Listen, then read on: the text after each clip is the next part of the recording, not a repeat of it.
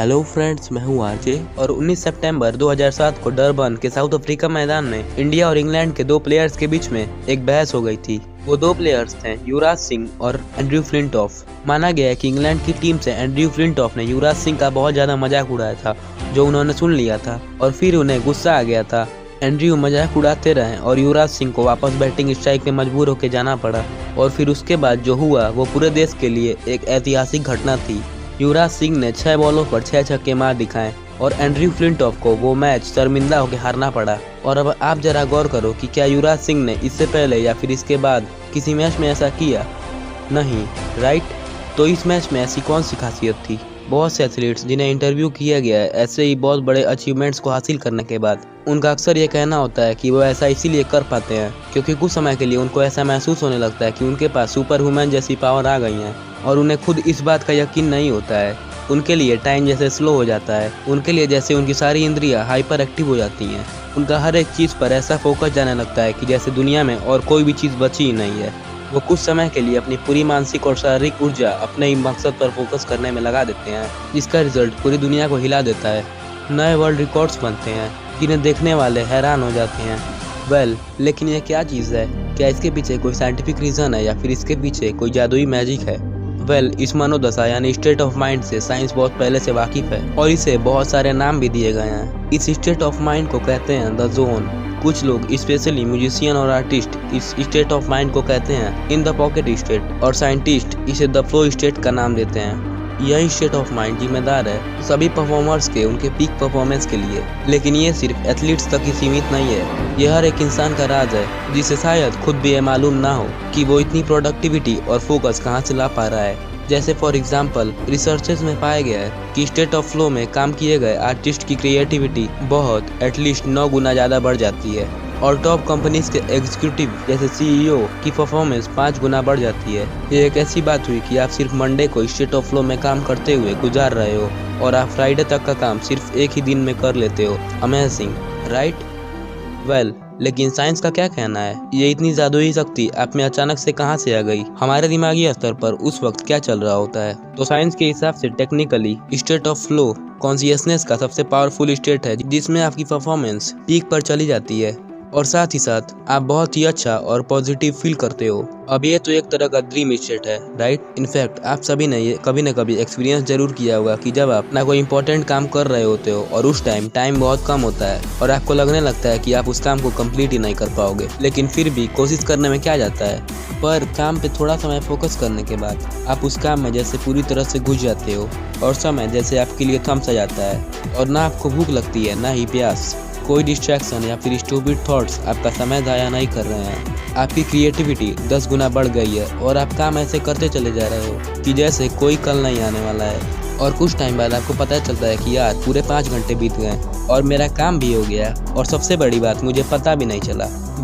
यही है the state of flow. लेकिन चलिए पता करते हैं कि साइंटिफिकली उस टाइम हमारे दिमाग में क्या चल रहा होता है कि हमें ये जादुई शक्तियाँ मिल जाती हैं। तो जब भी आप किसी काम को बहुत ही ज़्यादा फोकस से करने लगते हो, डिस्ट्रैक्शन को बिल्कुल साइड करके, तो धीरे धीरे आपका माइंड आपको उसी काम में गहराई में डुबाने लगता है। काम स्टार्ट करने के लगभग 15 से 20 मिनट बाद आप उस फ्लो स्टेट में एंटर कर जाते हो। आपका दिमाग का प्रीफ्रंटल कॉन्वेक्स यानी वो हिस्सा जो आपको ईगो, कॉम्प्लिकेटेड डिसीजन मेकिंग समय और खुद का प्रिपरेशन यानी अनुभूति को दिमाग में प्रोसेस करता है, वो डिसएक्टिवेट हो जाता है और नतीजा ये होता है कि आपको आपसे और दुनिया से संबंधित कोई भी थॉट नहीं आता है। आपको वो स्टूपिड विचार नहीं आते हैं जो आपको बार बार टोकते रहते हैं कि तू ये नहीं कर सकता, तुझसे नहीं होगा, तू ये कर ही नहीं पाएगा। इस कंडीशन को वैसे कहा जाता है ट्रांसिएंट हाइपोफेंटलिटी। लेकिन ये एक वजह है कि इंसान फ्लो स्टेट में इतना प्रोडक्टिव हो जाता है। लेकिन ये बात जानना भी जरूरी है कि आपको पहले 15 मिनट किसी भी हालत में कोई भी डिस्ट्रैक्शन का शिकार नहीं बनना है, बस उस काम में डूबने की कोशिश करना है, वरना आप उस फ्लो स्टेट में नहीं जा पाओगे। और अब इसके साथ साथ किसी खुश रहना नहीं पसंद है। एक एल्कोहलिक भी ड्रिंकिंग इसीलिए करता है क्योंकि जो एल्कोहल है वो एक डोपामिन नाम का केमिकल हमारे दिमाग में रिलीज करता है। ये डोपामिन एक ऐसा न्यूरोट्रांसमीटर है जिसके हमारे दिमाग में होने से हमें अच्छा और खुश फील होता है और इसीलिए अल्कोहल एडिक्टिव होता है क्योंकि वो एक नकली तरह से डोपामिन को रिलीज करके आपके दिमाग को अच्छा फील कराता है। लेकिन ये अकेले ही वो न्यूरोट्रांसमीटर नहीं है जो हमारे दिमाग को अच्छा और पॉजिटिव फील कराता है, बल्कि 4 और ऐसे केमिकल्स हैं जो आपको अच्छा और पॉजिटिव फील करा सकते हैं। और ये केमिकल्स हैं सिंड्रोनिन, नॉरिफ्रेरिन, एंडोर्फिन और इनएंडाइमिन। मजे की बात यह है कि इस फ्लो स्टेट में ये सारे केमिकल्स आपके दिमाग में रिलीज होते रहते हैं, जो ऑफ कोर्स आपको अच्छा और पॉजिटिव फील करा सकते हैं। इसलिए वो सभी साइंटिस्ट जैसे न्यूटन और आइंस्टाइन महीनों तक अपने आप को एक रूम में बंद करके 10 घंटे और 20 घंटे लगातार काम करते रहते थे। उनके दिमाग की न्यूरोकेमिस्ट्री और एक ड्रग्स लेने वाले इंसान के दिमाग में कोई ज्यादा अंतर नहीं था। सिर्फ फर्क ये था कि ड्रग्स लेने वाले एडिक्शन के चक्कर में ड्रग्स के गुलाम बन जाते हैं और ये साइंटिस्ट उसी सेम एडिक्शन के चक्कर में नोबेल प्राइजेस जीत जाते हैं। फ्लो स्टेट में यही न्यूरोकेमिकल्स का रिलीज होना पाया गया है और ये भी पाया गया है कि फ्लो स्टेट में हमारे दिमाग की लर्निंग और मेमोरी पावर भी स्ट्रांग हो जाती है। मतलब आप ज्यादा से ज्यादा इंफॉर्मेशन अपनी शॉर्ट टर्म मेमोरी से अपनी लॉन्ग टर्म मेमोरी में भेज पाओगे।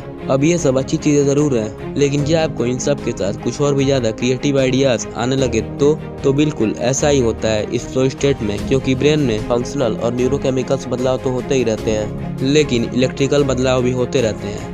मतलब हमारा ब्रेन अल्फा स्टेट से बीटा और गामा स्टेट में भी जाने लगता है। मतलब उस वक्त आपके ब्रेन में कुछ ऐसी इलेक्ट्रिकल एक्टिविटी होती है जिससे आप चीजों के बारे में दुनिया से हट कर ही सोचोगे और आपकी क्रिएटिविटी की कोई भी सीमा नहीं होगी। और शायद यही वो स्टेट है जिसमें आइंस्टाइन ने अपनी जनरल रिलेटिविटी की थ्योरी लिखी होगी। ऐसा ही सेम स्टेट आपके सोते समय भी होता है और सपने देखते समय भी होता है। और हम सभी जानते हैं कि कई सारे वैज्ञानिकों ने कई सारी खोजें नींद की इस REM स्टेट में की होंगी। तो ये वो 3 वजहें हैं कि क्यों फ्लो स्टेट इतना पावरफुल है और आप क्यों इस स्टेट में अपने ब्रेन की पूरी क्षमता का इस्तेमाल कर पाते हो। यही वो स्टेट है जो हर साइंटिस्ट और एथलीट्स पीक परफॉर्मेंस का राज है और यही लगातार मानवता के बाउंड्रीज को आगे तक लेकर जा रहा है। और हर वो इम्पॉसिबल काम जो आज पॉसिबल हो रहा है वो दिमाग की इसी स्टेट के चलते पॉसिबल हो पा रहा है। और मुझे पूरा यकीन है कि आप सभी लोग अपनी लाइफ में दिमाग की इस अनोखी शक्ति का इस्तेमाल जरूर करेंगे और हम सब मिलकर सक्सेस को हासिल करेंगे और मानवता को और आगे तक लेकर जाएंगे।